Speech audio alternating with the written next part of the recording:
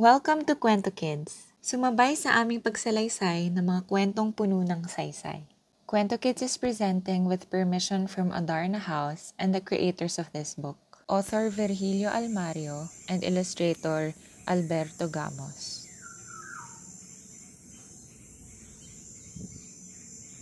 Alamat ng ilang-ilang. Sa isang bayan sa gitnang Luzon, pinakamagandang dalaga si Ilang. Lumiligaw sa kanya ang lahat ng mayaman at edukado sa buong bayan. Dinadayo siya para lamang makita kahit ng mga binata sa ibang bayan. Ngunit lihim sa lahat, ibinigay na ni Ilang ang kanyang puso kay Edo. Isang mahirap at magsasaka si Edo na ayaw ng mga magulang ni Ilang na mag-asawa ang magandang dalaga ng isang mahirap na magsasaka. Binawalan si Ilang ng mga magulang na makipag-usap man lamang kay Edo. Hindi napigil ng pagbabawal ang pag-ibig ni na Ilang at Edo. Gumawa ng paraan ang magkasintahan para patuloy silang magkita. Tuwing umaga, sumasalok ng tubig sa isang batis ang magandang si Ilang. Doon sa batis, naghihintay si Edo. Anong ligaya nila kapag nagkita sa kanilang tipanan sa tabi ng batis? Ngunit nagsuspecha ang ama ni Ilang. Napansin niya ang kakaibang kilos na magandang anak tuwing babalik mula sa pagsalok ng tubig sa batis. Nagtaka siya kung bakit masaya si Ilang pagkatapos sumalok ng tubig. Isang araw, sinundan ng ama si Ilang pagpunta ng dalaga sa batis. Nakita ng ama ang pagtatagpo nila Ilang at Edo sa tabi ng batis. Lumitaw siya sa pinagtataguan at sinabihan si Edo na lumayas. Dahil sa hiya, hindi na nakita mula noon ang binatang si Edo.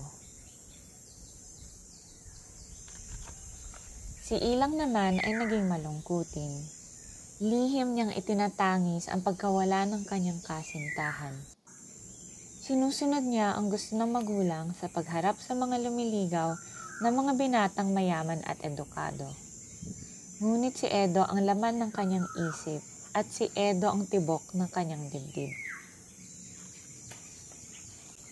Biglang dumating ang matinding tagtuyot sa bayan at naghirap ang mga tao. Napilitang mangutang ang mga tao kay Don Martin, ang pinakamayaman sa bayan.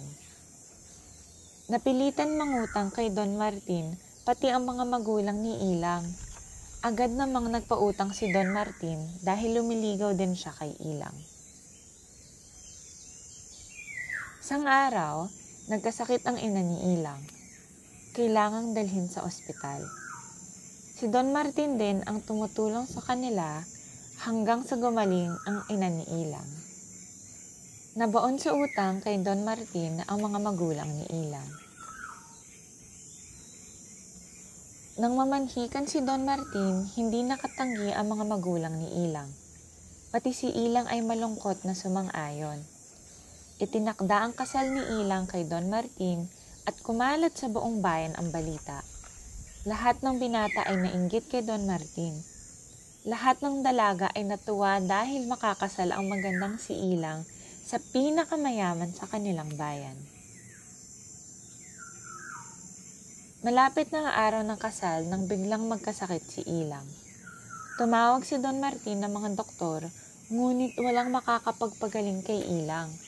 Ni hindi masabi ng mga doktor kung ano ang karamdaman ng dalaga. Hindi nila alam na walang gamot para sa malubhang karamdaman ni Ilang. Bago mamatay, may hiniling si Ilang sa kanyang mga nagsisising magulang. Hiniling niyang ilibing siya sa tabi ng batis. Ibig niyang hintayin si Edo ng kanyang puntod sa tabi ng batis. At namatay ang dalagang tinatawag si Edo. Namating si Edo pagkalibing ni Ilang. Mula noon, araw-araw niyang dinadalaw ang puntod ng kasintahan sa tabi ng batis. Araw-araw niya itong nililinis at tila baliw na kinakausap ang puntod. Hanggang isang araw, may sumupling na halaman sa ulunan ng puntod. Inalagaan ni Edo ang halaman at lumaki itong isang mataas na punong kahoy. Isang umaga, ginising ang buong bayan ng isang bago at di karaniwang samyo. Sinundan nila ang pinagmumula ng samyo at nakita nila ang malakit magandang puno na hitik sa mga dilaw na bulaklak. Nakita rin nila si Edo na naghihingalo habang nakayakap sa punong kahoy at sumisigaw ng ilang, ilang, ilang. Namatay si Edo ng umagang iyon.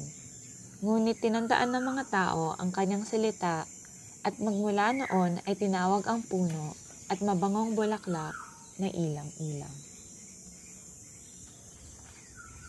Thank you for spending your time with us today. We hope you have learned about our culture and people as we share more pieces of Philippine literature with you.